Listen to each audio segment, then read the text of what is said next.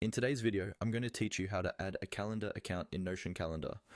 By the end of this walkthrough, you'll know exactly where to click and what to expect on screen, so you can connect your calendar quickly and confidently. Let's start inside Notion Calendar. At the top of your calendar window, look for a small arrow icon. This is usually near your workspace name or account area. Go ahead and click that arrow. Think of this as your main gateway into the calendar's settings and account options. When you click the arrow, a small menu will appear. From this menu, choose the option that says View Settings. This will open up a dedicated settings panel or window.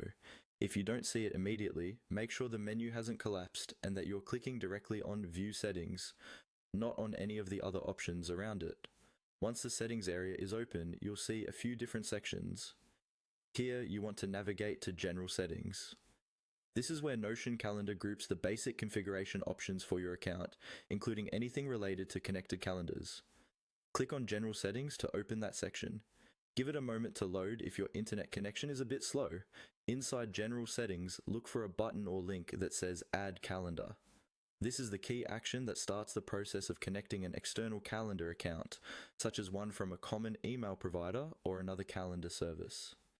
Click on Add Calendar.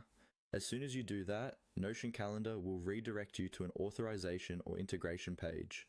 From here, all you need to do is follow the on-screen prompts. Typically, you'll be asked to choose your calendar provider, sign into that account if you aren't already, and then grant permission for Notion Calendar to access your events. Take a moment to read the permissions so you understand what's being shared.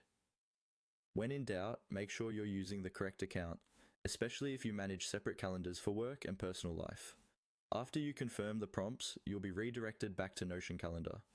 Your newly added calendar should appear in your calendar list, and your events will begin to sync. If they don't show up right away, give it a minute to update or try refreshing the page.